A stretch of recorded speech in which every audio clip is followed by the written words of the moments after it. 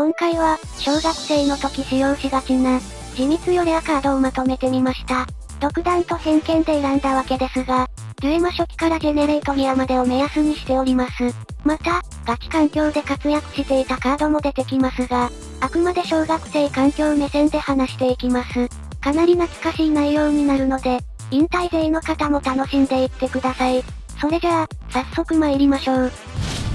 絶望の魔国ジャック・バイパー。2002年10月から販売された、デュエマ第3弾に収録されていたカード、3マナ4000のゴーストから進化。自分の他の闇クリーチャーがバカラ墓地へ置かれた時、その闇クリーチャーを手札に戻しても良い、軽量進化クリーチャーとして、地味に強かったカード、見覚えのある人も多いのではないでしょうか。当時のカードプール的に、この能力自体は一級品だったのですが、ゴーストという微妙な種族の進化であったり、自壊して効果を発動するカードが少なかったことや、破壊されて旨味があったのは飛行男ぐらいで、こいつと相性のいいカードが非常に少なかったため、そこまで活躍していませんでした。ただこいつは闇の特徴でもあった。スレイヤーと組み合わせると、何度でも蘇る不死身のスレイヤー軍団を作ることができました。アクアンブラックと呼ばれるデッキが台頭していた頃は、こいつでネルニアを使い回す動きが存在していましたね。小学生環境においては、やはりスレイヤーを使い回すコンボが強力。自慢のドラゴン軍団や、小学生鉄壁ブロッカーデッキも、不死身のスレイヤー軍団の前になすすべなく崩壊。出されたらヤバい地味強カードでしたね。海岸者空海。2003年12月から販売された、デュエマ第8弾に収録されていたカード、5マナパワー1万500のブロッカー、メカサンダーから進化して、相手プレイヤーを攻撃できず、ブロックの後、アンタップします。初のメカサンダー進化であり、高パワーと無限ブロッカーを合わせ持つ、小学生ロマンの塊のようなカード、小学生環境にとってはメジャーですが、ガチ環境ではマイナーのため、今回ピックアップしました。パワー1万を超える無限ブロッカーは、こいつ一体で自慢のドラゴン軍団が止まるほど驚異的で、しかも1枚でそれを成し遂げているという、中二病に差し掛かっている小学生にぶっ刺さるカード。しかしメカサンダーというドマイナークソ雑魚種族を、進化元で用意する必要があり、当時ではクソ重たいメカサンダーを出す手間から、非常に召喚しにくいカードでした。せっかく出しても、小学生のドライバーで消されてしまうこともしばしば、非常に手のかかるカードだったんですよね。僕はイノセントハンターを採用した、自慢の空海デッキを作りましたが、小学生あるあるの、空海を出して満足のデッキに過ぎなかったため、フィニッシャーがおらず、完全自己満デッキと化したそれが、スレイヤーに簡単に突破された時は、泣きそうになったことを覚えています。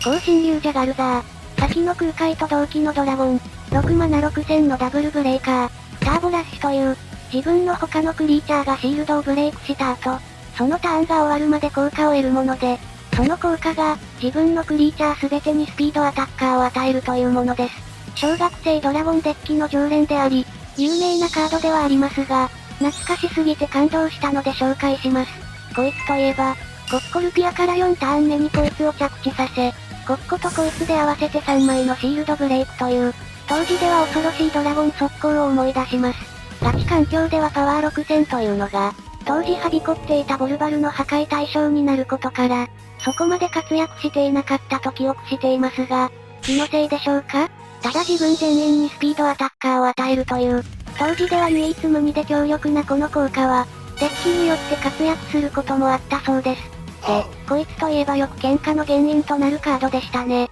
ターボラッシュという、小学生にとって複雑なこの効果。例えば自分の他のって書いてあるのに、ジャガルザー自身がブレイクしても発動するとか、ターボラッシュ発動後は、ジャガルザーが除去されても全員スピードアタッカーになるとか、そこら辺の曖昧な部分で、よく喧嘩していました。ちなみに公式裁定では、この効果は常在型能力であるため、ジャガルザーがいないとその効果は失われることになります。皆さんこれは覚えておきましょう。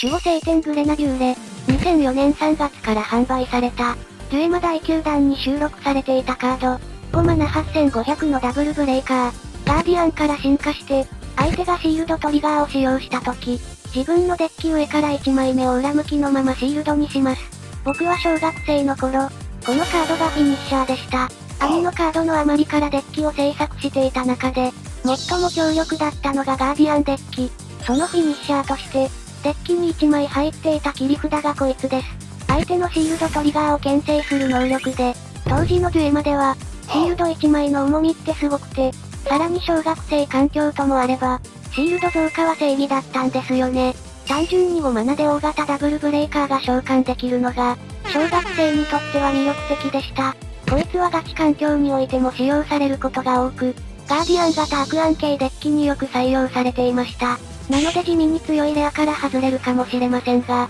個人的に思い入れがあったので紹介しました。ちなみに後にブルーメルキスの登場により、フィニッシャーとしての役割を奪われていくことになりましたね。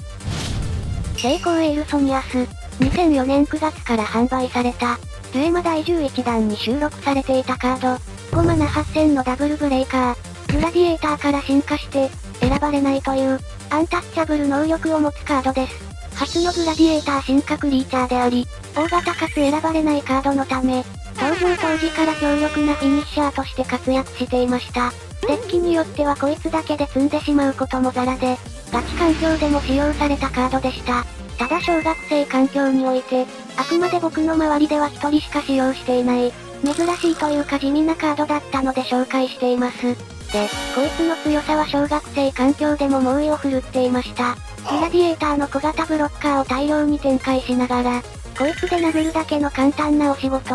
貴重なデモハンやナチュラルトラップは効かない。ドラゴンで殴り返そうにも、周りのグラディエーターブロッカーが邪魔してくる。本当にどうしようもなかったですね。唯一、我らがメルニアさんだけは、こいつを吹き飛ばすことができたのですが、メルニア入ってなかったら終わり。それぐらい、どうしようもなかった記憶がありますね。だからこのデッキのスリーブを覚えておいて、グラディエーターデッキを認識し、友がこのデッキを手に取ったなら、俺はメルニアデッキを使うぞと、デュエル前からすでに戦いが始まっていました。スリーブ統一なんて金なくてできねえよ。続いてはアウゼスとバルホルスの2枚、一気に紹介していきましょう。2005年3月から販売された、ジュエマ第13弾に収録されたカード、アウゼスは、6マナ6500のダブルブレーカー、エンジェルコマンドとデーモンコマンドを種族に持ち、シンパシーがデーモンコマンドとエンジェルコマンド、自分のデーモンコマンドとエンジェルコマンドが攻撃するとき、相手のタップされているクリーチャーを一体破壊します。光と闇を合わせ持つ巨大な悪魔精霊。小学生が惚れないわけがありません。効果としては地味なのですが、抜群のかっこよさから、視覚的な意味で場を制圧するカード。僕はこのカードが大好きでした。そしてバルホルス、8マナ6000のブロッカー。相手プレイヤーを攻撃できず、相手のクリーチャーは可能であれば強制攻撃。そして無限ブロッカーです。先のアウゼスと同じく、悪魔と天使でありながら、小学生大好きの無限ブロッカー。そして強制攻撃をさせる能力もあり、こちらも大好きなカードでした。先のアウゼスと組み合わせることで、バルホルスを超えるパワーのクリーチャーは、攻撃を通すか他のクリーチャーでブロックして、返しのターン、アウゼスの効果で破壊する。このオシャレコンボを編み出したのは僕だけじゃないはずです。ちなみにこの2枚は白王がホワイトとなった時、世界大会の予選で大量展開していましたね。めちゃめちゃかっこよかったです。ちなみに、もちろん隣にはムルムルがいました。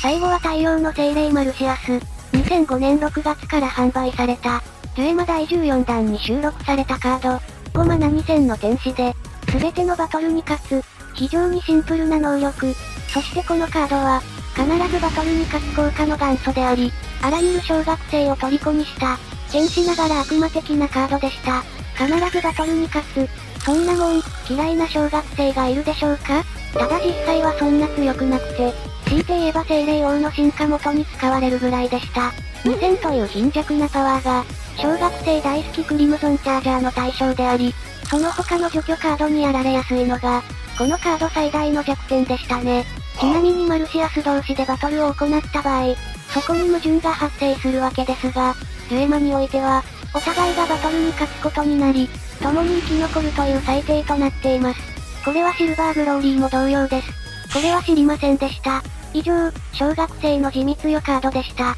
いかがでしょうか？懐かしいカードばかりだったと思いますが、皆さんの思い出などはコメントから教えてください。ここまでご視聴いただきありがとうございました。よかったらチャンネル登録や高評価で応援よろしくお願いします。